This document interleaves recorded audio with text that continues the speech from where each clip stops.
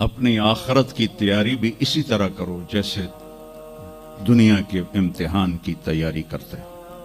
آپ نے حضرت علی کا ہاتھ پکڑا اور یوں اپنے سینے سے لگا لیا اور فرمایا اترضی ان یکون منزلک مقابل منزلی، علی تجھے مبارک ہو، جنت میں تیرا گھر میرے گھر کے سامنے ہے۔ تو وہ رونے لگے۔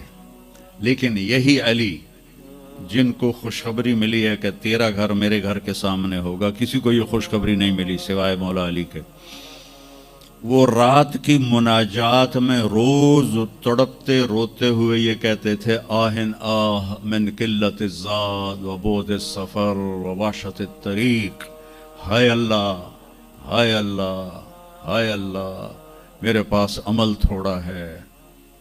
تھوڑے عمل والے کا گھر نبی کے گھر کے سامنے بنتا ہے؟ میرا عمل تھوڑا ہے، رستہ تنہا ہے، کبھی دیکھا نہیں اندیکھا ہے، یا اللہ پتہ نہیں میرا کیا بنے گا۔ یہ روز کی پکار اور مناجات تھی۔ اور پھر دنیا کو کہتے الیہ تغررتی، دنیا تو مجھے دھوکہ دیتی ہے، ہیہات غری غیری، چل دفعہ ہو جا کسی اور کو دھوکہ دے، میں بتتو کی ثلاثہ، میں تمہیں 3 طلاق دے چکا۔ تو جن لوگوں نے آخرت کو بنا لیا وہ کامیاب ہیں، اور جن لوگوں نے آخرت کو نہ بنایا تو وہ کچھ بچے ہڈ بلوں کی ویسی نام لے لیا ہے، سیر کے لیے گئے کشتی کی، تو وہ کہنے لگے ملاح سے چاچا تنو کیمسٹری آمدی؟ اسے کہ پتر اج ہی نہ سنیا کی ہوندی ہے؟ اسے کہ تینوں پتہ نہیں ایسی سپیریئر یونیورسٹی دے سپیریئر لڑکے ہیں، سانو ساری کیمسٹری دا پتہ۔ دوسرے نے پوچھا چاچا تو فزکس پڑھی؟ اسے کہ میرا بچہ میں تو اج ہی نہ سنے، ساری حیاتیہ بیڑی بھائی ہے۔ تو چاچا تیری ادھی زندگی چلی گئی، ادھی زندگی ختم ہو گئی، سانو ایک اسی سپیریئر دے سپیریئر بچے، ساڑا برائٹ فیوچر۔ اتنے چھک موج آئی تے کشتی ہوئی ڈاواں ڈول۔ اسے کہ پترو ترنا سکھیا ہی نے،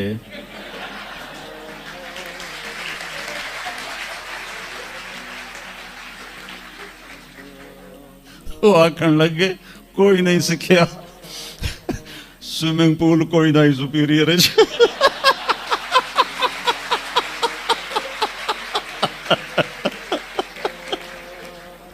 تو وہ ملا کہنے لگا پترو میری تو ادھی گئی تو تہاڈی ساری گئی۔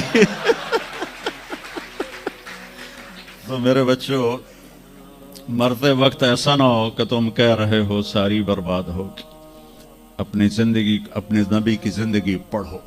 چند تو فرائض ہیں جو میں نے ابھی پہلے ہی گنائے ہیں، اس کے علاوہ سچ انسان کو عزت دیتا ہے، دیانتداری انسان کو عزت دیتی ہے، رزق حلال انسان کو بلند مقام باوقار بناتا ہے، اور اچھے اخلاق فرشتوں سے بھی اوپر اس کو لے جاتے ہیں۔ آپ نے فرمایا جس کے اخلاق اچھے ہوں گے میں جنت الفردوس میں گھر لے کر دوں گا۔ تو نماز کی عادت ڈالو۔ کچھ بچے جی نہیں پڑھی جاندی، دن میں کوئی ایک نماز ضرور پڑھو، جمعہ پڑھو، ایک نماز ضرور، پھر وہ 2 ہو جائیں گی، پھر وہ 3 ہو جائیں گی، پھر وہ 4 ہو جائیں گی، پھر وہ 5 ہو جائیں گی۔ میں نے جتنوں کو بھی یہ نسخہ بتایا وہ سارے اللہ کے فضل سے، گورنمنٹ کالج میں میرا تھا ساتھی، تو وہ پھر شفٹ ہو گیا انگلینڈ، تو کوئی 40-45 سال بعد اس سے ملاقات ہوئی، یہاں پاکستان آیا ہوا تھا۔ تو میں نے کہا کہ نماز پڑھتے ہو؟ کہنے کا نہیں۔ جمعہ؟ کہنے کا نہیں۔ تو میں نے کہا اچھا ایسا کرو، ایک نماز شروع کر دو اور ایک جمعہ شروع کر دو۔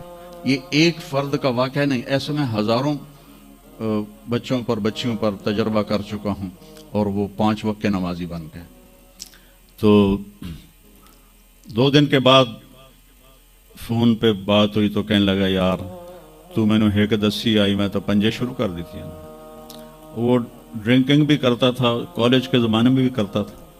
کہنے لگا لو جب میں نے نماز شروع کی تو میں نے کہا میری توبہ، میں شراب کو بھی ہاتھ نہیں لگاؤں گا۔ نماز ایسی چیز اپنی زندگی، اگر کسی کے لیے رخصت ہوتی تو حضرت امام حسین علیہ السلام کے لیے رخصت ہوتی میدان کربلا میں، لیکن کیا جنت کے سردار، جنت کے نوجوانوں کے سردار اور जंग से पहले ऊँघ आ गई और आंख खोली तो मुस्कुराने लगे। तो बहन ज़ैनब अलैहिस्सलाम ने पूछा, ये कोई हंसण दा टाइम है, इतनी तो मुसीबत आई खड़ी। कहा बहन, अल्लाह के नबी ख्वाब में आए हैं, फरमा रहे हैं बेटा मैं लेने के लिए आ चुका हूँ। तो अब ये नमाज ना पढ़ते तो ठीक था, उतना तो कत्लो गारत चल रहा था। लेकिन जो ही ऐसे सूरज ढला तो आपने ज़ुहैर थे आपके राइट साइड पर झंडा उठाने वाले, और लेफ्ट पर थे हबीब, और दरमियान में थे अब्बास अपने भाई। तो आपने ज़ुहैर को बुलाया, कहा ये शिमर से कहो थोड़ी देर रुक जाओ, मैं नमाज पढ़ लूँ। तो ज़ुहैर ने शिमर से कहा, तो शिमर ने कहा हम जंग नहीं रोकेंगे, हम सर उड़ाएंगे। तो उन्होंने वापस आकर कहा जी वो उन्होंने जंग रोकने से इनकार कर दिया है, अल्लाह की कसम अब इनके लिए खुली इजाज़त थी कि ये छोड़ दें और सर कटा दें। लेकिन आपने फरमाया सर कट सकता है, नमाज नहीं छूट सकती। आपने कहा आधे लड़ो आधे नमाज पढ़ो। तो आधों को जंग पे लगाया, आधों ने नमाज पढ़ी। फिर इन आधों को जंग पे लगाया और जो जंग पर थे उनको नमाज पढ़वाई। सबको ज़ुहर की नमाज पढ़वाई और असर से पहले सबके सर कट के नेज़ों पे चढ़ चुके थे। वहाँ 1445 साल में एक वाक़या है जहाँ नमाज की रुखसत नज़र आती है, लेकिन मेरे नबी के नवासे ने एक मिसाल कायम की, पूरी उम्मत को एक पैगाम दिया कि ज़ेर खंजर भी ये पैगाम सुनाया हमने, नमाज ना छोड़ो। कभी कज़ा हो जाए तो रात को सोने से पहले कज़ा दे के सोया करो।